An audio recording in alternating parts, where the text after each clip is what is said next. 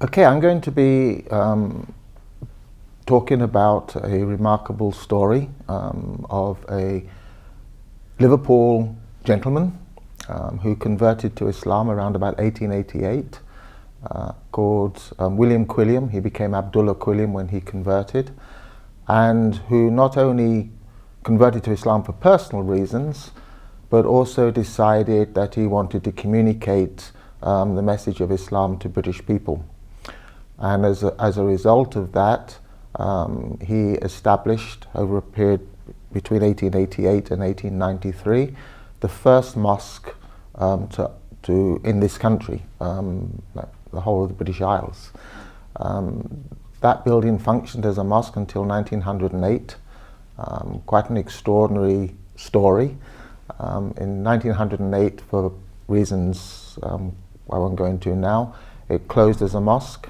And it was reopened as a mosque about, now I would say about 10 years ago, through the efforts of some of the Muslims in this city to get back the building as a heritage centre for the presence of Muslims in Britain going back historically, not just to the 1950s or 1960s, but back into the Victorian era. So that's basically the story.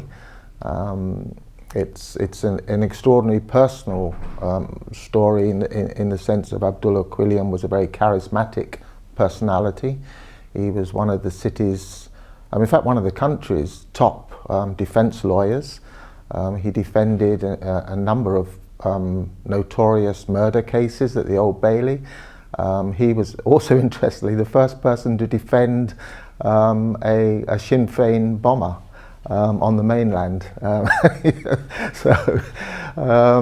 And he was once asked why he defended such notorious people, and he said it's nothing to do with the fact they're notorious.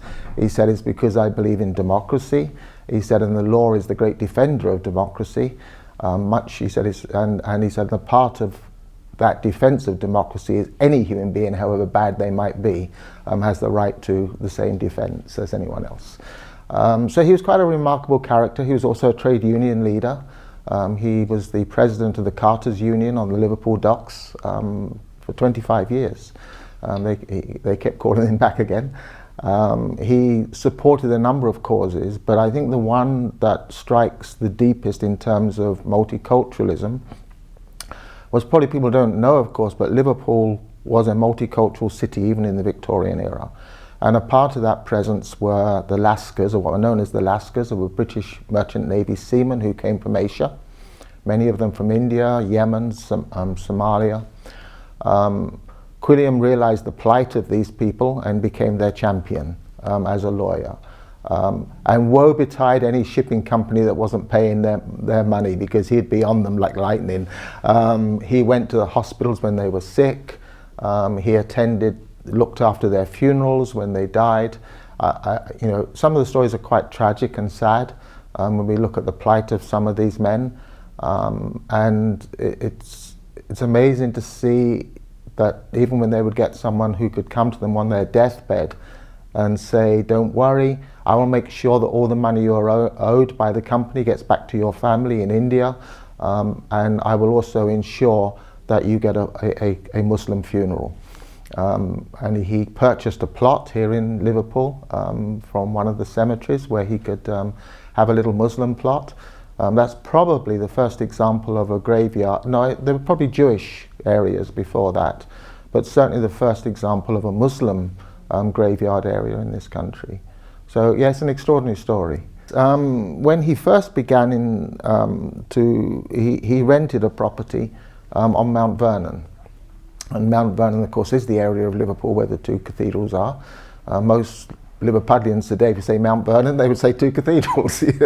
So, but the cathedrals weren't there then. The Catholic cathedral, of course, is very modern, and the Anglican cathedral, the older one, was just about being planned at that time.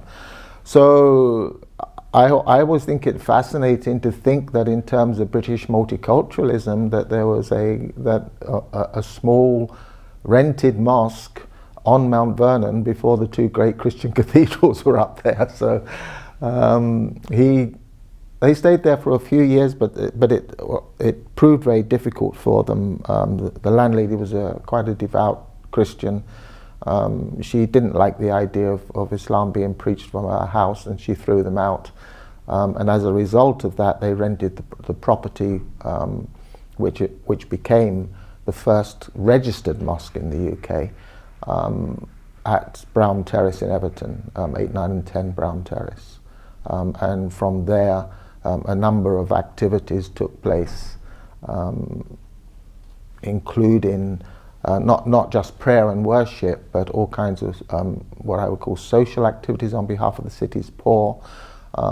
They opened an orphanage, a school, well, 2 schools effectively, one for boys and one for girls. And they had, on the upstairs rooms of those buildings, they had workshops in which some of the city's boys in particular could come and learn some of the latest technologies of the Victorian era. It would be a bit like a mosque teaching IT today, really. Yeah. So electricity, gas technology, in order to get these lads from some of the poorer areas of Liverpool into better positions, which is how he kind of demonstrated really his passion for inclusivity. You can see him going through different journeys in his life. I mean, he's born into a very devout, nonconformist Methodist family that were very well known in the temperance movement, the movement to the anti-alcohol movement amongst Christians, which was very strong at that time. So his family were very well known as temperance campaigners. And we see Quilliam first appearing publicly as an 8-year-old child, speaking with his grandfather around various temperance movements, and he was known in the press as the temperance child. We see him experimenting with different political parties, and also experimenting with different, if you want, strands of Christianity, including the Unitarians.